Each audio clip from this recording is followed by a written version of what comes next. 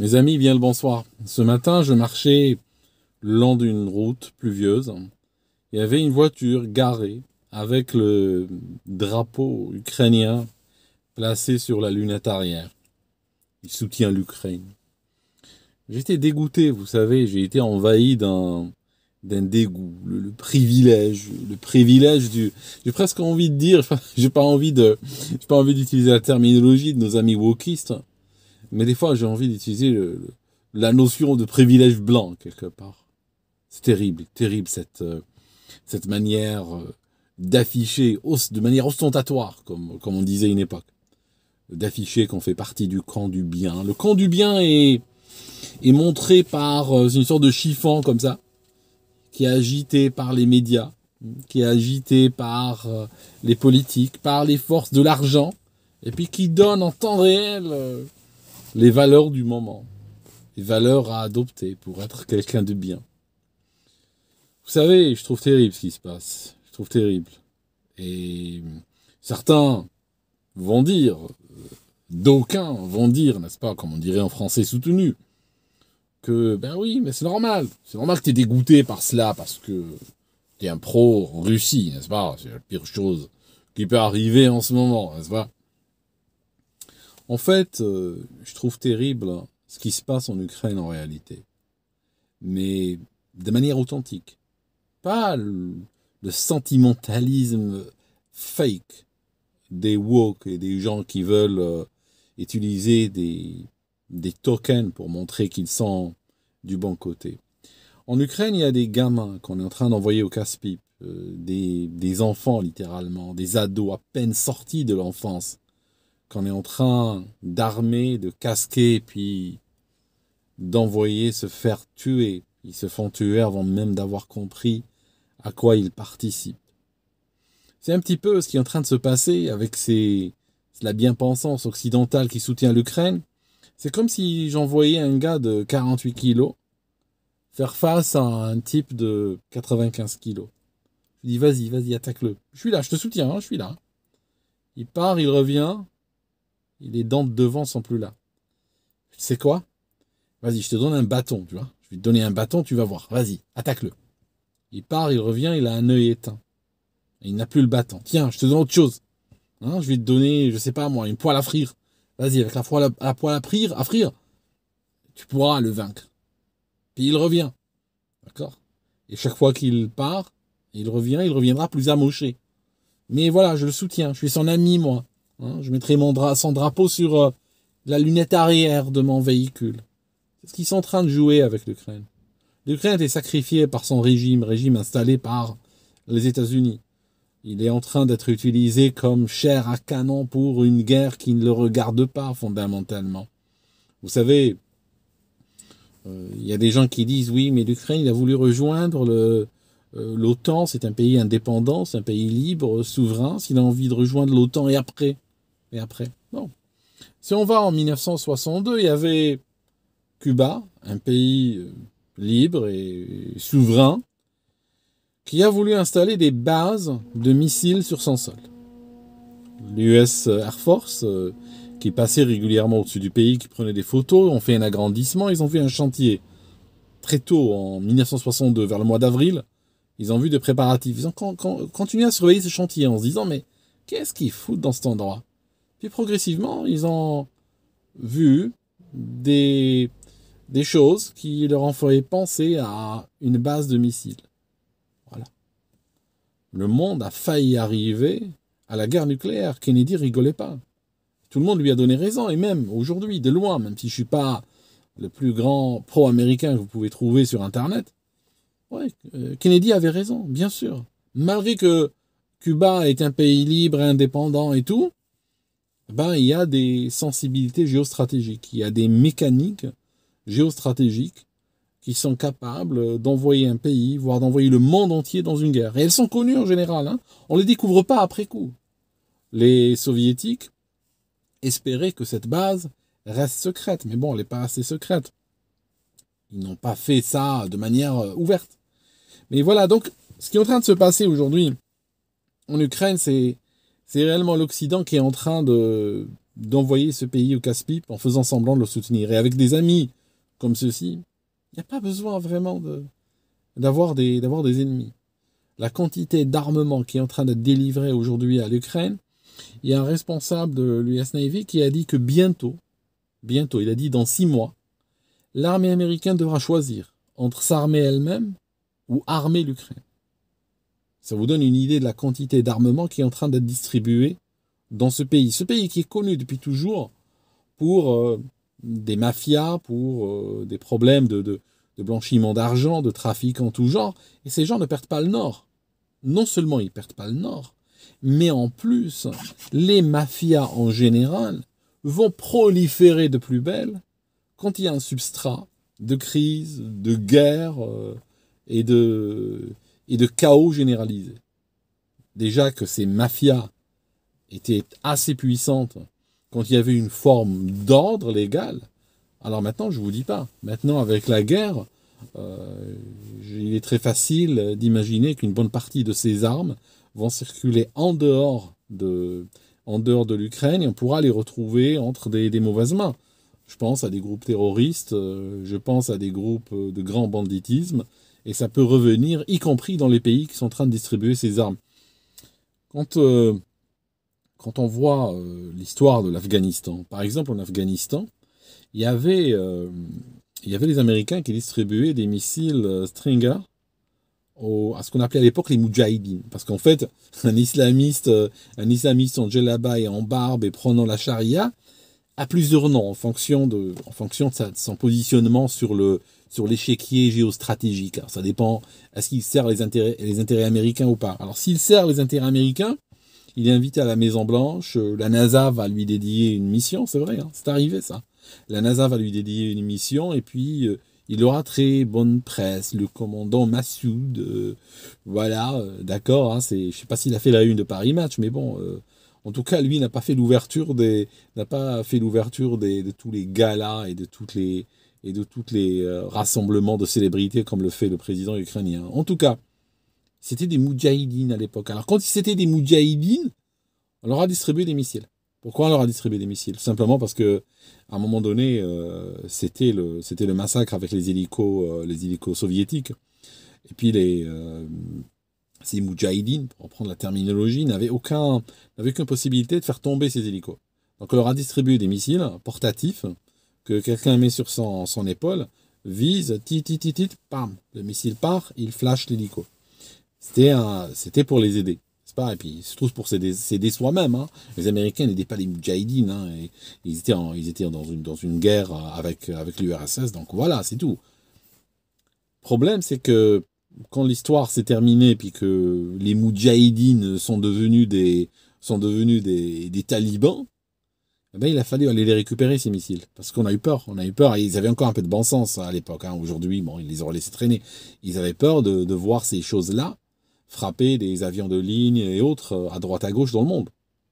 Ils ont offert, ils ont envoyé des SAS britanniques, ils ont envoyé des Américains, ils ont envoyé des médiateurs de toutes sortes, offrant $200,000 cash pour tout missile, qu'il fonctionne ou pas.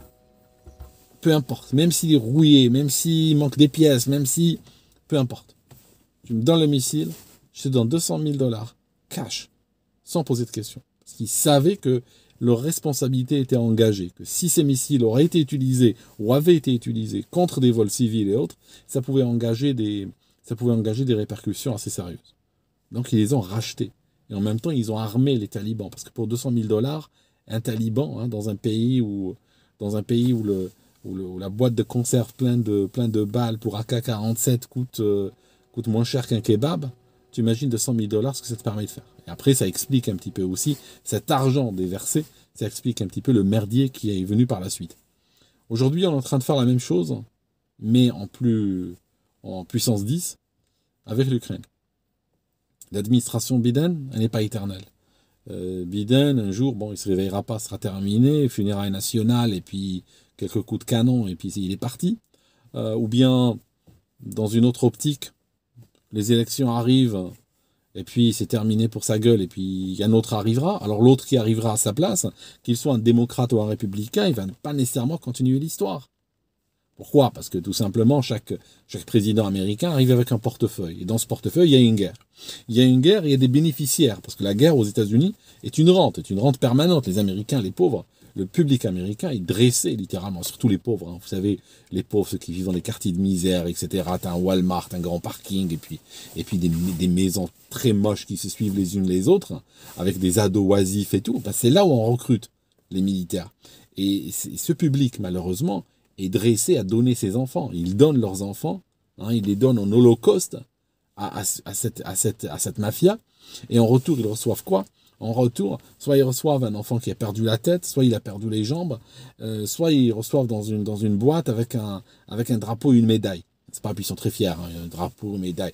Tu donnes un gamin de 20 ans, hein, tu donnes un gamin de 20 ans à l'État, hein, à des fonctionnaires, ils partent, ils le prennent, ils vont ils vont lancer une guerre pour enrichir leurs copains, d'accord? Et puis, on te donne, en retour, on te donne une médaille. T'es fier en plus. Hein. Ça donne une idée. Ça donne une idée de l'avancement, n'est-ce pas, du brainwashing. Tu donnes ton enfant contre une médaille, une breloque.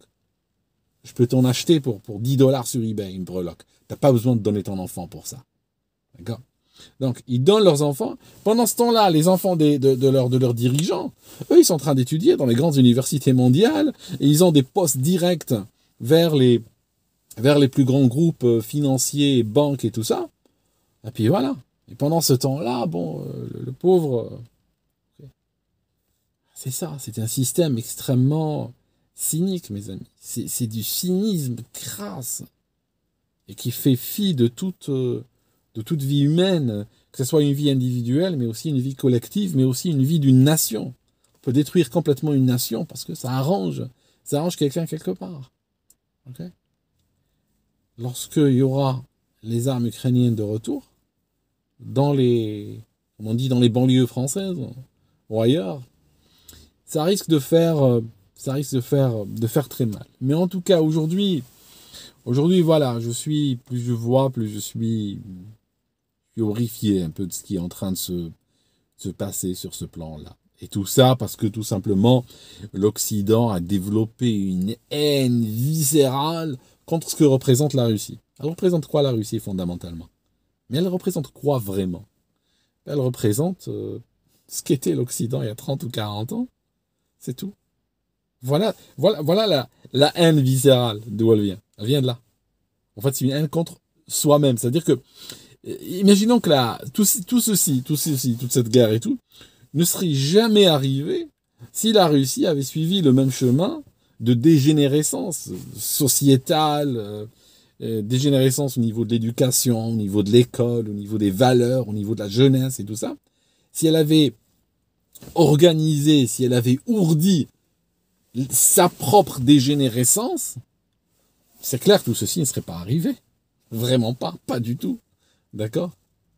Mais là, le problème, c'est que la Russie est restée sur sa lancée, elle est restée sur des valeurs qui étaient les valeurs communément admises en France, en Espagne, en Suisse, en Belgique, au Royaume-Uni, et des valeurs défendues même par la loi et tout ça.